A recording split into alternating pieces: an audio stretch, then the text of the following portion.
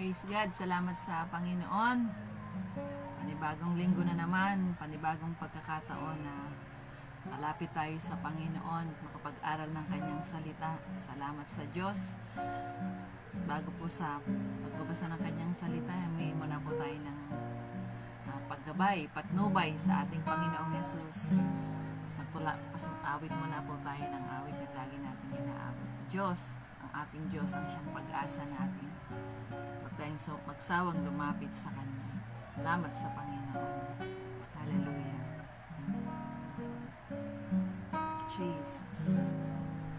Aming Diyos na dakila at walang katulad. Diyos na walang hanggan. Sa mga panghihina at kapighatian, Diyos ng kaaliwan, di nagkukulang, di bumibiko, Diyos na di nagbabago, isang kaibigang kagapayan, matatakbuhan, Diyos na laging nakalaan. Hallelujah, Jesus. Kayo ang aming pag-asa. Glorify your name. Sa bawat araw ang aming minanasang, sa aming buhay ibigyang kaluguran, pararangalan ang iyong dakilang pangalan. Aming Diyos na dakila at walang katulad, Diyos na walang hanggan. Sa mga panghihina at kapighatian, Diyos ng kaaliwan, di nagkukulang, di bumibiko, Diyos na di nagbabago, isang kaibigang kagapayan, matatakbuhan, Diyos na laging nakalaan. Kayo, O Diyos, ang aming pag-asa. Sa bawat araw ang aming minanasa, sa aming buhay bibigyang kaluguran, pararangalan ang iyong dakilang pangalan. Kayo, O Diyos, hallelujah. Salamat sa inyo, Panginoon. Salamat sa katapatan niyo, sa pagsama niyo, O Diyos. Ang aming minanasa, sa aming buhay. Mabigyan namin kayo ng kaluguran, O Diyos, sa aming buhay. Pararangalan ang iyong dakilang pangalan sa aming buhay. Hallelujah. Bibigyang kaluguran, pararangalan ang iyong dakilang pangalan. Hallelujah. Maparangalan po kayo, O Diyos. Maparangalan po kayo sa aming mga buhay, O Lord. Salamat sa panibagong pagkakataon, Panginoon, sa tagpong ito. Makapag-aral na naman kami ng inyong salita. Patuloy na panalangin namin ang pagsama, pangunguna ng banal na Espiritu. Salamat sa inyo, O Diyos. Lukuban niyo kami ng inyong banal na dugo. Lord, apart from you, wala akong magagawa. Di namin kayang unawain ang inyong salita. Kaya ang patuloy na panalangin namin ang pangunguna ng banal na Espiritu. Patuloy na sanctify us, O Lord God. Patuloy na maging karapat dapat mabigyan namin kayo ng kaluguran sa aming mga buhay, O Diyos. Salamat po sa inyo sa pagkakataong ito, O Lord God. Mataas, maluwalhati, maparangalan namin kayo. Sa inyo lang ang pinakamataas na papuri, pagluwalhati at pasasalamat sa pangalan ni Jesus. Amen. Salamat sa Panginoon. Napakabuti po ng Diyos. Diyos po natin ay Diyos na mabuti, dakila at tapat. Wala siyang katulad. Ano man yung pinagdaraanan natin, itong nakaraang mga araw ay di maganda ang nangyari sa ating bansa. May mga kababayan tayo na apektuhan, nasalanta, mga buhay na nawala. Pero hindi po ito dahilan para hindi nating sabihin na mabuti ang Diyos. Dahil ang Diyos natin ay mabuti at hindi siya naapektuhan ng anumang sitwasyon. Patuloy na ang kaaliwan ay managana doon sa mga kababayan natin na apektuhan ng bagyong nakaraan. Salamat sa Diyos at maganda na ang panahon natin at patuloy na ang pagsama niya ay sumabawat isa. Salamat sa Panginoon. Patuloy po tayo sa pag-aaral natin ng kanyang salita. Kahit na sa ganitong mga sitwasyon at hindi maganda ang pinagdadaanan natin, kailangan ipagpatuloy natin ang pag-aaral ng kanyang salita. Amen. Dahil ito yung pagkain ng ating mga espiritu, ng ating kaluluwa, patuloy na magbibigay ng kalakasan sa atin sa Panginoon. Basahin natin yung chapter 9 ng aklat ng Juan. Start po tayo sa verse 1. Habang naglalakad si Jesus, may nakita siyang isang lalaki na ipinanganak na bulag. Tinanong si Jesus ng mga tagasunod niya, Guro, sino po ba ang nagkasala na at ipinanganak siyang bulag? Sino po ba? Siya po ba ang mga magulang niya? 3. Sumagot si Jesus, hindi siya ipinanganak na bulag dahil nagkasala siya o ang mga magulang niya. Nangyari iyon para maipakita ang kapangyarihan ng Diyos sa pamamagitan ng pagpapagaling sa Kanya. Salamat sa Panginoon. Panibagong pagkakataon na naman ito na makakakilos, makakagawa ang Panginoon, mahahayag ang kaluwalhatian ng ating Diyos. Kaya habang naglalakad siya, kasama ang kanyang mga alagad, tagasunod niya, may nakita silang isang bulag, sabi rito, pinanganak na bulag. Sa kanyang pagkasilang pa lang, ipinanganak siyang bulag. Yung iba po kasi ay naisilang na at may mga sitwasyong pangyayari at may dahilan. Kaya sila nabulag. Pero ito sa tagpong ito, yung lalaki ay bulag. Kaya ang sabi po rito, pinagaling ni Jesus ang isang bulag.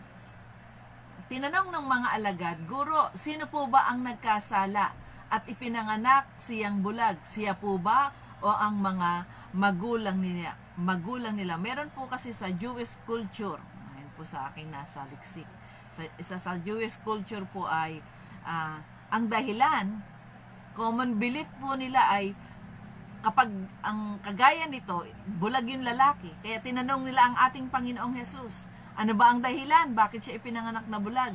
Dahil ba sa kasalanan? Kasalanan ng kanilang magulang, kanyang magulang, kaya siya ipinanganak na bulag? Result of sin, kaya bulag siyang isinilang? O sa kalamidad, suffering, o ano pa man yan, meron po silang kinagawin na ganun. Kaya tinanong nila ang ating Panginoong Jesus, sino ba ang may kasalanan?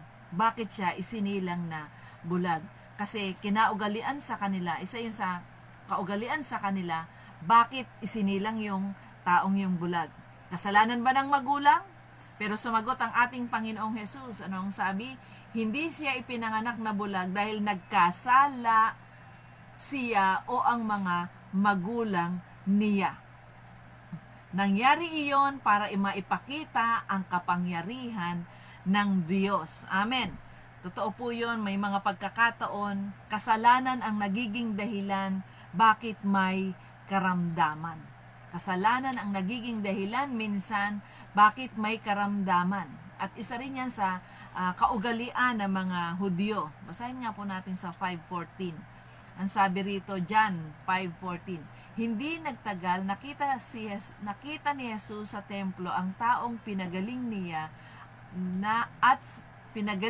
at sinabihan, Magaling ka na ngayon, huwag ka nang magkasala pa at baka mas masama pa ang mangyari sa iyo. Kaya ibig sabihin, minsan ang result ng kasalanan ay hindi maganda physically, karamdaman, di po ba? Ay, kaya ang sabi ng ating Panginoong Jesus, huwag ka na muling magkasala. Doon sa tagpo, yung babaeng nahuli sa pangangalo niya, sinabihan din siya, huwag ka na muling magkasala. Ano ang magiging dahilan kapag nagkasala pa? Doon sabi dito sa 14, baka pag nagkasala at gumawa siya ng masama, mas masama pa ang mangyayari sa kanya. Baka bumalik uli yung kasalanan at mas malala yung magiging resulta.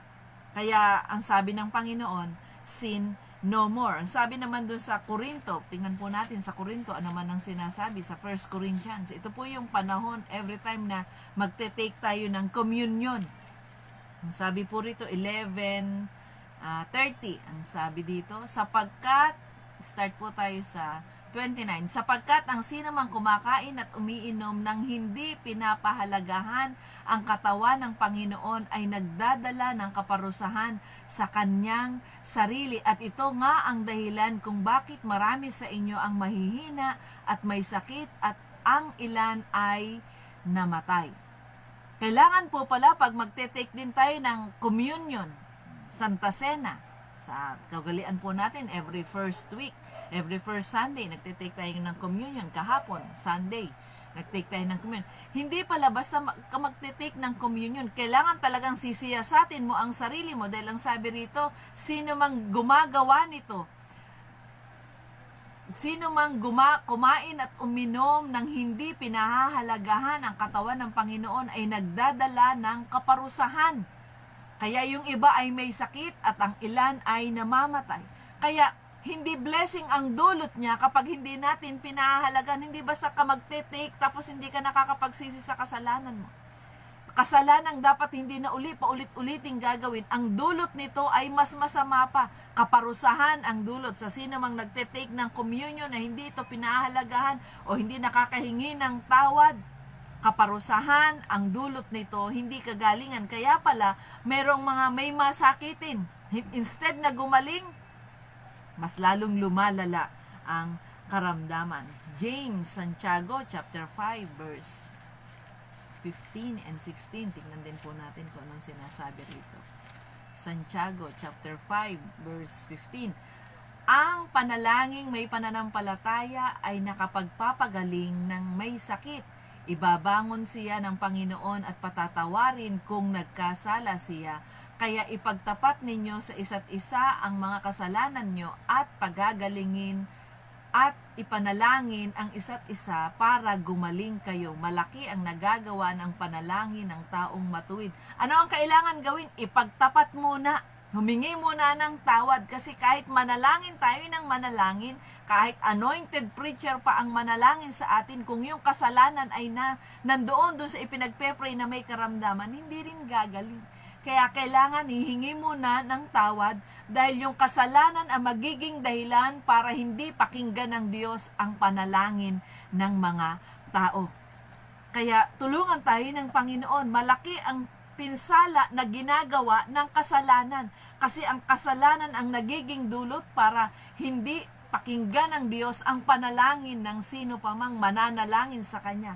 Kahit na kilala yung tao, maimpluwensya yung tao, o sino pa man yan, talagang hinahangan at kada mananalangin ay gumagaling. Pero kung ang ipinapanalangin naman ay punong-puno ng kasalanan at hindi humihingi ng tawad sa Panginoon, hindi rin pakikinggan ng Panginoon ang panalangin. Kahit magsama-sama pang manalangin ng buong simbahan, pero may kasalanan, hindi iyon didinggin ng Panginoon. Sabi dun sa Isaiah 59 verse 2, ang inyong mga kasalanan ang siyang naglayo sa inyo sa Diyos at iyon ang dahilan kung bakit niya kayo tinatalikuran at ayaw nang makinig sa inyong mga dalangin. Kaya ang kasalanan, kaya tinanong siya ng mga alagad niya, ano po ba ang dahilan? Bakit siya isinilang na bulag?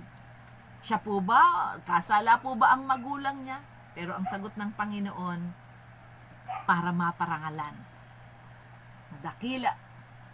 matanyag at makita na naman, makagawa na naman ang kapangyarihan ng Panginoong Diyos. Makita, maipakita yung kapangyarihan ng Panginoon sa pamamagitan ng pagpapagaling doon sa bulag na ito. Kaya, salamat sa Panginoon. Kahit si Apostol Pablo po, po ba? Tingnan po natin.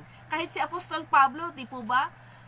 May mga tagpo na yung mga handkerchief, yung panyo o balabal, ano pa man, ay dinadampilang sa mga katawan ng mga alagad. Tapos idinadala dun sa may sakit, gumagaling. Pero pansinin po natin dito sa 2 Corinthians chapter 12. Si Apostol Pablo nakiusap sa Panginoon. 3 times siyang nakiusap sa Panginoong Diyos na pagalingin siya. Chapter 12, verse 7 and 8. Nasabi rito, para hindi ako maging mayabang dahil sa mga kamanghamanghang ipinakita ng Diyos sa akin, binigyan niya ako ng isang kapansanan sa katawan. Hinayaan ng Diyos na pahirapan ako ni Satanas sa aking kapansanan para hindi ako maging mayabang. 3 beses akong nakiusap sa Panginoon na alisin ito sa akin. May reason din ang dahilan. Bakit may sakit, di po ba? Kagaya po ni Apostol Pablo, ginagamit talaga siya ng Panginoon. Marami, sa pamamagitan niya, may mga gumagaling, may lumalaya, maraming nakakakilala sa Panginoon sa iba't ibang lugar kung saan siya dali ng Diyos. Kaya ang dahilan pala, bakit siya may karamdaman? Para wag siyang maging mayabang. Maliwanag po yun ang sabi, para wag siyang maging magmayabang. Bakit? Kasi ginagamit siya sa kamanghamangang bagay. Yun ang tanging dahilan para wala siyang ipagmalaki. Kaya wala talaga tayong pwedeng ipagmalaki sa ating Panginoong Diyos. Kaya mapapansin po natin si Eliseo sa banal na kasulatan, di po ba, sa lumang tipan. Naghagis lang siya ng kapirasong patpat, lumutang yung palakol. Di po ba? Kung ano yung sabihin niya, nangyayari, double portion ng anointing ni Elijah ang napunta sa kanya. Pero ano po ang kinamatay niya? Karamdaman. Di po natin pwedeng questionin ng Diyos doon. Alam ng Diyos ang kanyang ginagawa. Dito sa tagpo ng bulag na ito, para mahayag ang kapangyarihan ng Diyos sa pagpapagaling sa lalaking isinilang mula sa kanyang pagkasilang siya ay bulag. Kaya salamat sa Panginoon, napakabuti niya. Ang Diyos natin ay talagang makapangyarihan at meron siyang plano, taliwas minsan dun sa plano natin. Meron siyang gustong mangyari, taliwas minsan dun sa gusto nating mangyari. Kaya kung tayo nanalangin at hindi tayo tinugon ng Diyos, hindi ibig sabihin yun na yung katapusan. At wag na tayong sumunod sa Panginoon. May planong maganda ang Diyos. Kaya sa pagkakataong ito, para maparangalan, matanyag, ang kalwalhatian ng Diyos ay yung kapangyarihan niya ay mahayag na naman sa mga tao. May mga ilang dahilan bakit minsan inaalaw ng Diyos na mapadaan tayo sa mga ganitong sitwasyon. Di po ba, kagaya kanina, si Apostol Pablo, binanggit natin. Binigyan siya ng Diyos ng karamdaman, ang kanyang tinik sa laman. At kahit nasabi, 3 times siyang nakiusap, nanalangin sa Diyos. Bakit hindi? Hindi siya pinagaling. Ang result, ang sabi, para hindi siya maging mayabang. Si Abraham sa banal na kasulatan, di po ba? May testing tinetest. Si Abraham ay itinest ng Diyos sa kanyang anak na si Isaac, na gawing handog para mapatunayan kung talagang susunod siya sa Panginoon. At nag-response naman si Abraham sa Genesis po yun, chapter 22. Tumugon naman siya. Hindi siya nagreklamo dun sa testing. Tumugon naman siya sa ating Panginoong Jesus. Inihandog niya nga talaga si Isaac. At dun sa point na sasaksakin niya na, tinaas niya na yung punyal at papatayin na. Ang handog po kasi sa lumang tipan ay pinapatay, lalo na pag mga hayop. Tupa, baka, kambing ay pinapatay po yan. At nung makita ng Diyos na desidido siyang sumunod sa kanya, hindi na inalaw po na mamatay si Isaac. Isa pang dahilan bakit minsan inaalaw ng Diyos na dumating sa atin yung mga pangit na sitwasyon. Dito sa bulag na ito para mahayag ang kaluwalhati, ang kapangyarihan ng Panginoon. Minsan ginagawang model set as a model ang bawat isa. Doon sa pagtatapat natin sa Panginoon at sa pagsunod natin sa Panginoon. Pansinin po natin si Job sa aklat ng Job. Babasahin po natin yung kwento niya mula doon sa chapter 1. Di po ba? Ano ang dahilan bakit nagkaroon siya ng mga ganong tagpo. Wala naman siyang kasalanan eh. Wala siyang ginawang, hindi dahil sa makasalanan siya, kaya siya nagkaroon ng mga, namatay lahat ng anak niya, yung kanyang lahat ng ari-arian, lahat ng mga hayop, o ano pa man, kanyang mga anak, at ang huli nga ay nagkaroon siya ng bukol mula bumbunan, buong katawan, to make the long story short. Ano ang dahilan? Ang sabi dun sa verse 8, sinabi sa kanya ng Panginoon, kay Satanas ito, sabi ng Panginoon kay Satanas, sinabi ng Panginoon sa kanya, napansin mo ba ang lingkod kong si Job? Wala siyang katulad sa buong mundo, matuwid siya at malinis ang pamumuhay. May takot siya sa akin at umiiwas sa kasalanan. Pinagmamalaki ng Panginoon ng Diyos si Job. Minsan ganun din po tayo. Kaya pagpatuloy tayong lumakad ng may kabanalan at katuwiran sa ating Panginoong Hesus. Kaya ano ang sabi? Binigyan ng pahintulot si Job. Huwag lang gagalawin ang kanyang buhay. Di po ba? Kaya pagkasabing yung nag-disappear kagad si Job. Model. Ginawa siyang modelo at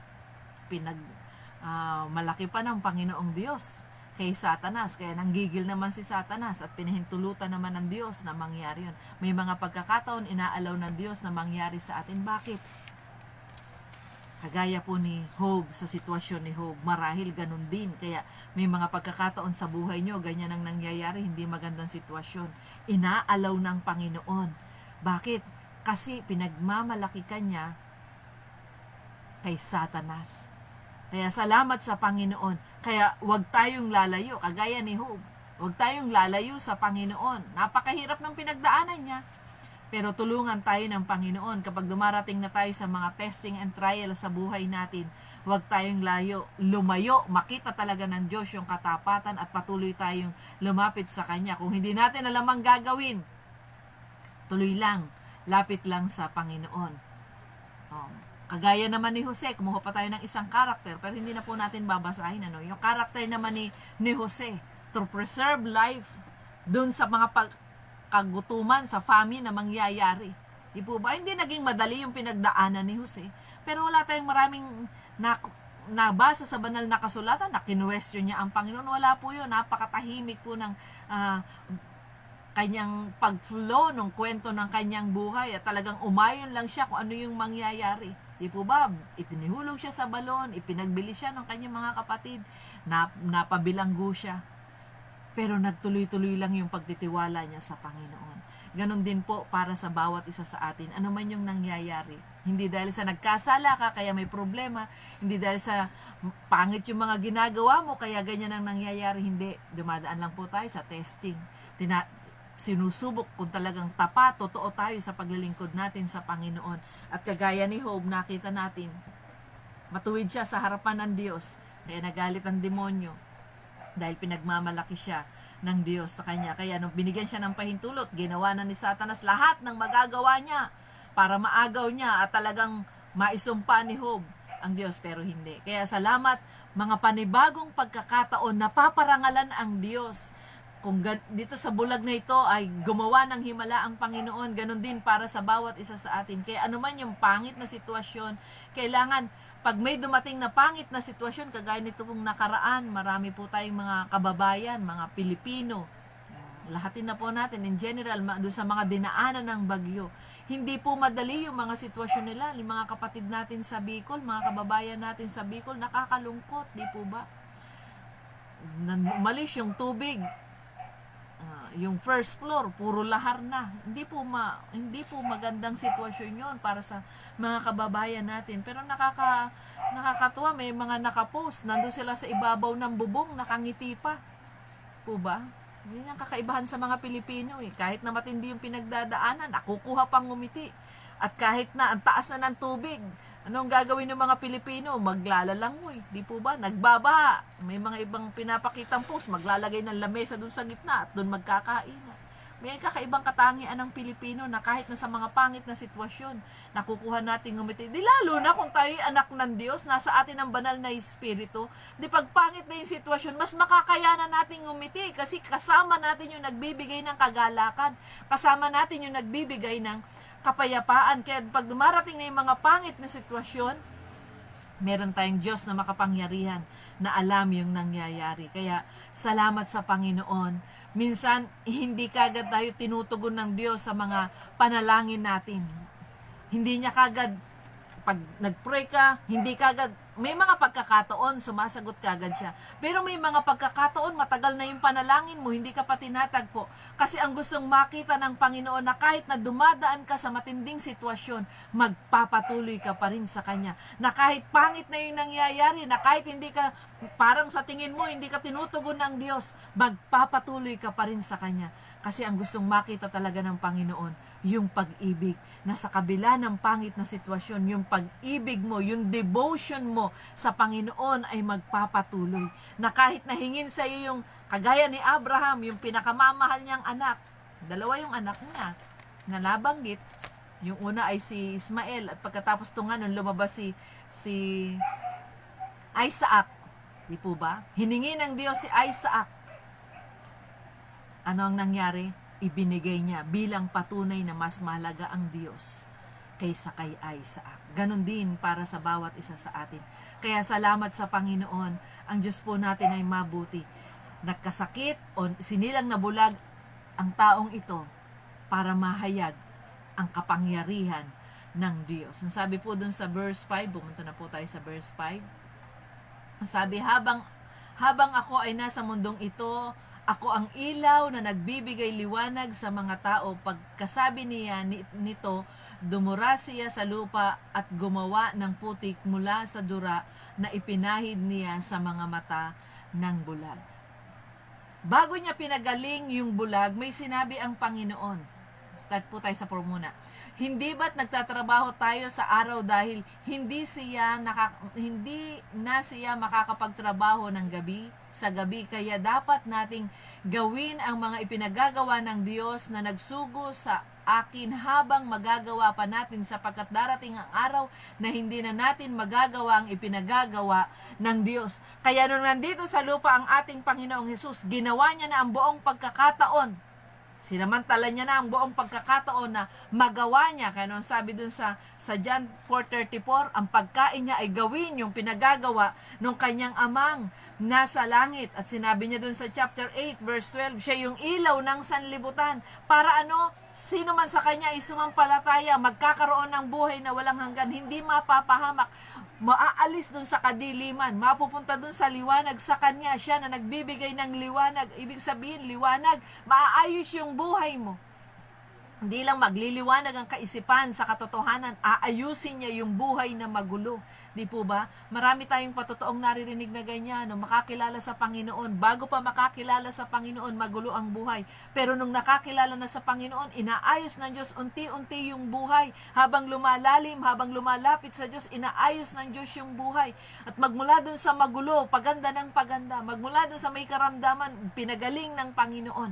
Kaya, nakakatuwa ang Diyos. Nung siya ay nandito, ang sabi niya, kaya gagawin, kailangan magtrabaho habang may liwanag pa. Habang siya ay narito pa. Kaya kahit saan siya mapunta, ginagawa niya kung ano yung pinagagawa nung nagsugo sa kanya ang kanyang ama. Ganon din po para sa bawat isa sa atin. Gawin po natin yung pinakamabuting magagawa natin habang may oras pa. Sabi nga dun sa 2 Timothy chapter 4 verse 2, season or out of season, kailangan maipahayag natin ang kanyang salita. Basahin po natin. 2 Timothy chapter 4 verse 2.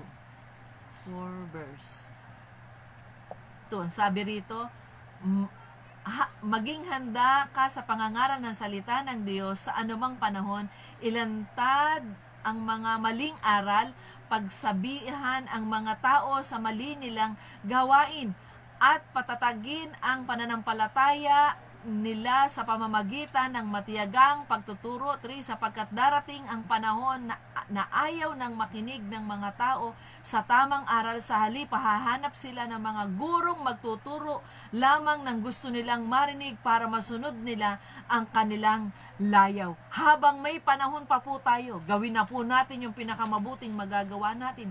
Habang malaya pa po tayo at meron pang mga pagkakataon para makapangaral tayo ng salita ng Diyos, gawin na po natin. Bakit? Anong sabi? Pag dumating na yung dilim, pag wala na yung liwanag, Hindi na po tayo makakapangaral ng salita ng Diyos sa ibang lugar. Hindi po ganitong kalaya ang pangangaral ng salita ng Diyos. Kaya salamat sa Panginoon, sa pribilehiyo, sa pagkakataon, sa kalayaan na nakapapangaral tayo ng kanyang salita. Kaya salamat sa Diyos kahit na lockdown tayo. Ngayon po, di po ba? Pag nagbukas kayo sa FB, kaliwat kanan, mayat maya, may makikita po kayo kahit yung patay, nangangaral pa rin hanggang ngayon. Pastor Paul, di po ba? Kahit yung ibang mga ngaral, kahit sa ibang bansa. Kaya salamat sa Panginoon, napakabuti niya. Nagagamit ang mga cellphone, live. Nakakapag-live po tayo. Kaya salamat sa Diyos. Nung ang ating Panginoong Jesus ay nandito sa mundong ito, ginawa niya na ang lahat ng magagawa niya para makapangaral ng salita ng Diyos. At tayo, sa anumang paraan, gawin din po natin. Tutulungan, sasamahan tayo ng Panginoon. Walang pinakamabuti sa mundong ito kundi magawa natin yung ipinagagawa ng Diyos para sa bawat isa sa atin. Huwag po tayong manghinawa. Huwag po tayong magsawang gawin yung pinagagawa ng Diyos para sa bawat isa sa atin. Magbasa po tayo ng isa pang bersikulo bago tayo manalangin. Itutuloy po natin bukas. Amen. Chapter 6 ng Galatia. Ang sabi po rito sa verse 9, kaya huwag tayong magsawa sa paggawa ng mabuti dahil sa tamang panahon matatanggap natin ang mga gantimpala kung hindi tayo susuko. Kaya nga sa tuwing may pagkakataon gumawa tayo ng kabutihan sa lahat ng tao, lalo na sa mga kapatid natin sa pananampalataya. Salamat sa Panginoon. Huwag daw po tayong manghinawa. Huwag tayong magsawa na gumawa ng mabuti. Bakit? Alam naman po natin yun hindi masasayang yung ginagawa natin sa Panginoon. Hindi po masasayang yung anumang ginagawa natin para sa Panginoon. Kaya salamat sa Diyos. Ang Diyos po natin ay napakabuti. Kaya inuulit ko po, huwag tayong magsawa kung papaano ang Panginoong Jesus nung siya ay nandito sa lupa. Sinamantala niya na yung pagkakataon. Kaya ano ang sabi dun sa verse 4? Hindi ba't nagtatrabaho ang mga tao sa araw dahil hindi na siya makakapagtrabaho sa gabi. Kaya dapat nating gawin ang mga pinagagawa ng Diyos na nagsugo sa akin habang magagawa pa natin sapagkat darating ang araw na hindi na natin magagawa ang pinagagawa niya. Totoo po yun. Darating ang pagkakataon kahit gustuhin nating mangaral ng salita ng Diyos o mag-aral ng salita ng Diyos sa ganitong tagpo, sa ganitong sitwasyon. Dadating po yung time talaga na aalisin na sa atin. May mga bahagi sa ibang bansa. Talagang napakahigpit talaga. Pero salamat sa Panginoon, may mga pagkakataon pa tayo. Kaya wag po tayong manghinawa. Gawin na po natin ang pinakamabuting magagawa natin. Hanggang kaya nating ihayag na po natin. Ano yung sinabi natin, ano yung sa binasa po natin? Darating yung panahon na hahanapin na lang ng mga tao yung mga tagapagturo na gusto nila yung itinuturo. Hindi na dun sa katuwiran, hindi na dun sa kabanalan. Ang hahanapin na nilang magtuturo ay yung maganda sa pandinig nila ang sinasabi. Pero kung against dun sa ginagawa nila, hindi na nila pakikinggan yun. Kaya hanggat may pagkakataon pa, mga kapatid, patuloy tayong lumapit sa Panginoon. Sa sino mang nakakarinig nakakanood, tulungan tayo ng Diyos. Magawa po natin yung pinakamabuti natin. Magpakalakas po tayo. Sabi po, may mga nababasa ako at ipinopost din yan. Ang pinaka-endangered species daw ngayon. Ginawa ng species ang mga pastor, ang mga lingkod ng Diyos. Bakit?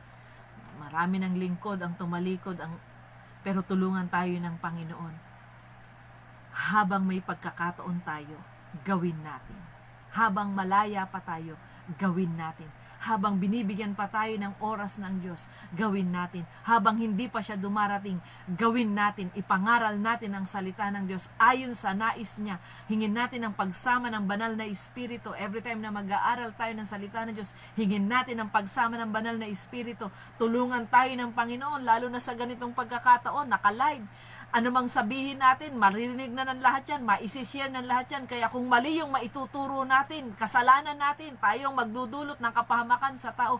Kaya tulungan tayo ng Diyos na sa tuwing pangangaral natin o nagtuturo tayo ng kanyang salita, gabayan tayo ng banal na Espiritu na huwag tayong magkamali. Bakit? Ang dulot nito'y kapahamakan para sa taong makakarinig. Kaya pag may pagsama ng Diyos, dadalhin natin ang mga tao sa kaliwanagan. Kaya habang may pagkakataon pa, gawin natin ang pinakamabuti. Lumapit tayo sa Panginoon na tuwing mangangaral tayo, biyayaan ng Diyos lahat ng nangangaral. Ngayon, uso na pati yung mga gawain sa pagsamba, inilalive na. Biyayaan ng Diyos lahat ng nangangaral, nagtuturo ng salita niya, na may pagsama ng banal na Espiritu, na madala talaga sa paanan ng Panginoon. Tanggapin talaga ang Panginoon, na pag napakinggan nila yung salita ng Diyos, tanggapin talaga nila ang Panginoon bilang personal na tagapagligtas. Kaya kailangan talaga natin ang pagsama ng banal na Espiritu. Biyayaan ng Diyos bawat nangangaral, nagsishare ng Word of God sa FB, sa live stream, o sa pangangaral saan pa man lugar. Gamitin kayo ng Panginoon. Salamat sa Diyos. Magkaisa tayo, magtulungan tayo sa panalangin. Marami pa tayong madala, mailapit sa Panginoon. Samahan tayo ng banal na Espiritu kasi yung Holy Spirit ang magkukonvict. Kaya si Jesus, nung siya ay nandito sa lupa, ginawa niya ang sa lahat ng pagkakataon, sa lahat ng panahon, kung ano yung pinagagawa ng Ama. Ganon din para sa bawat isa sa atin. Magawa natin kung ano yung pinagagawa ng Diyos. Samahan tayo ng banal na Espiritu at magawa natin ng tama, masabi natin ng tama ayon sa nais niya. Marahil hindi magugustuhan ng sanlibutan ang katotohanan ng sasabihin natin. Pero kailangan nating sabihin, bakit agawin natin sila sa naglalagablab na apoy. Tayo po'y manalangin. Salamat sa inyo, Panginoon. Tulungan niyo nga po kami. Kayo ang aming pattern. Nung kayo ay narito sa sanlibutan, ginawa niyo. Sabi niyo, ang pagkain niyo ay ang pagtupad sa kalooban sa pinagagawa nung nagsugo sa inyo. Lord, tulungan niyo rin kami, Panginoon. Kayo ang ilaw ng sanlibutan. Maipakilala talaga namin kayo ng tama. Oh, Holy Spirit, samahan niyo po kami, Panginoon. Every time na nangangaral kami ng inyong salita, every time na nagtuturo kami ng inyong salita, oh Diyos, yung mga lingkod niyo na nagpe-preach, nangangaral, nagtuturo, oh Lord God, sa iba't ibang lugar, sa iba't ibang bansa, sa iba't ibang tagpo. Samahan niyo nga po kami, banal na Espiritu, na huwag kaming magkamali sa sasabihin namin.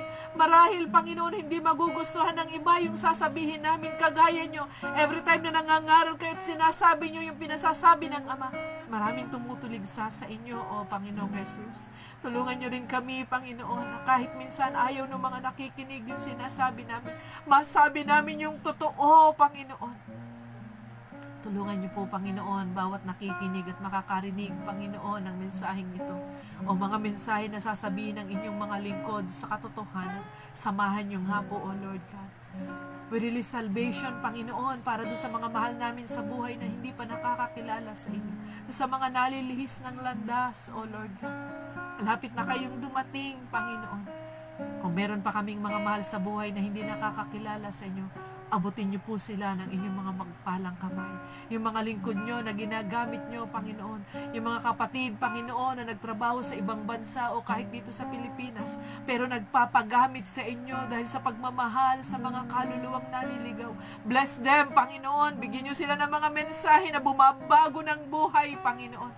Tulungan niyo po sila. Bigyan niyo po sila ng karunungan, ng kaalaman na nagmumula sa inyo. At every time na maghahayag sila, maipahayag nila ayon sa nais niyo, O Lord God.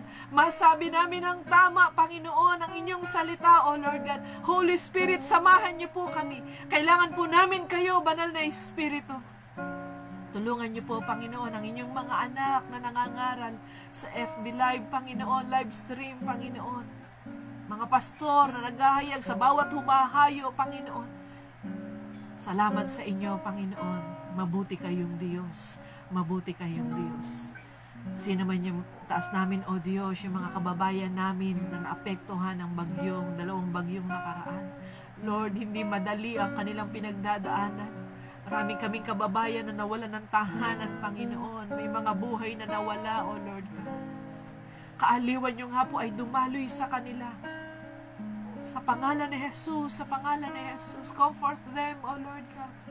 Tulungan niyo ang aming bansa, Panginoon, kung paano aabutin yung mga kababayan namin na nasalanta ng bagyo, O Lord God, sa iba't ibang panig ng Pilipinas. Yung mga pastor, Panginoon, na nawalan ng simbahan, O Lord God. Mga lingkod niyo, Panginoon, na nawalan ng tahanan, Panginoon.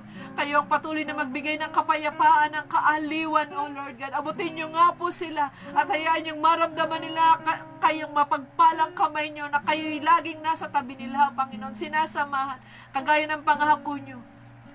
Sasamahan niyo kami hanggang sa wakas ng sanlibutan. Kapayapaan, Panginoon, ang kaaliwan para doon sa mga kababayan namin, Panginoon, na apektuhan ng bagyo.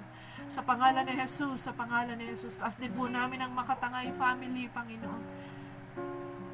Kaaliwan niyo rin ang kapayapaan ay dumaloy sa kanila, Panginoon, sa pagkaulila sa kanilang nanay, Panginoon. At rin na, Panginoon, aliwin niyo po siya, Panginoon, bagaman malayo siya, Panginoon. Kaaliwan niyo yung managana sa kanya, sa kanyang buong pamilya. Tapos ko rin si Rosemary, Panginoon, patuloy na ingatan at patnubayan niyo siya. Patuloy na lalim ng relasyon sa inyo, dumaloy sa kanya, Panginoon. Kayo'y patuloy na kumilos sa kanya, Panginoon. Ingatan at patnubayan. Sino pa man, Lord, yung mga kababayan namin, o mga kapatid sa pananampalataya, mga pastor, mga manggagawa na nasa ibang lugar, O Diyos. Kayo ang patuloy na kumilos at manguna. Samahan niyo po kami. Kagaya ng pinag-aaralan namin, magawa namin ang pinakamabuti, Panginoon, habang malaya pa. Salamat sa inyo, O Diyos. Patuloy kayong maparangalan. Sino man yung may mga pinagdadaanan. Ask ko sa inyo si Jada, O Lord God. Patuloy na kagalingan niyo'y dumaloy sa kanya. Sa pangalan ni Jesus. Sa pangalan ni Jesus. Hallelujah. Kayo patuloy ng paparangalan. Taas din po namin yung prayer and fasting sa Saturday, O Lord. Pagkaisahin niyo kami, Panginoon. Higit kailanman sa panahong ito, Panginoon. Kailangan namin magkaisa sa pagluhod, sa paglapit, sa pananalangin, Panginoon, sa pagpa-fasting. Samahan niyo kami, Panginoon. Pagkaisahin niyo ang buong Door of Faith family sa pangunguna ng Pastor Joseph, every district supervisor, bawat mga pastor, bawat mga manggagawa sa ibang bansa man, Panginoon, mga kapatiran sa ibang bansa, yung mga nagtrabaho na ginawa ng lingkod niyo, Panginoon. Bless them, bless niyo ang kanilang mga pamilya, Panginoon. Mga pagnanasang nais sumunod, makapaglingkod, makatulong sa inyo. Kayo ang patuloy na kumatagpo, Panginoon, sa inyong mga anak. Pagkaisahin niyo po kami sa panalangin, sa paglapit sa inyo, Panginoon, sa pagdulog, Panginoon. Pagpapakumbaba, Panginoon, para maabot yung mga kababayan namin, mga mahal namin sa buhay, bago maging huli ang lahat. Salamat po sa inyo. Kayo ang patuloy na maparangalan. Binibigay namin sa inyo ang papuri at pagluwalhati. At patuloy, O Diyos, huwag kaming manghinawa, huwag kaming mapagod. Manalangin at lumapit sa inyo para sa aming buhay at para sa aming mga mahal sa buhay. Sa inyo ang pinakamataas na papuri, pagluwalhati at pasasalamat sa pangalan ni Jesus. Amen. Salamat sa Panginoon. Magpatuloy po tayo habang may pagkakataon pa, habang hindi pa dumarating ang Diyos, magawa natin ang pinakamabuti, kagaya ng ating Panginoon. Sinikap niyang magawa at ginawa niya talaga ayon sa nais ng Ama. Ganon din para sa bawat isa sa atin. Magkaisa po tayo. Magandang gabi po dyan sa San Pedro, Batangas. Mga taga PAG, Philippine Assemblies of God. Salamat sa Panginoon. Patuloy na ang Diyos ay kumilos sa bawat isa sa atin. Magandang gabi po, Sister Antonia. God bless niyo po sa bawat isa. Pagpalain po tayo ng Diyos. Magkita-kita po ulit tayo bukas. Ano man yung mga pinagdaanan natin, huwag nating kakalimutan. Nakikita ng Diyos, mga kapatid, nakikita ng Diyos ang mga pinagdaanan ng bawat isa at pinagdadaanan pa. Kasama po natin ang Panginoon. Ang managana ang kapayapaan at ang kagalakan, ang kaaliwan at ang pagsama ng Diyos sa bawat isa. God bless you all.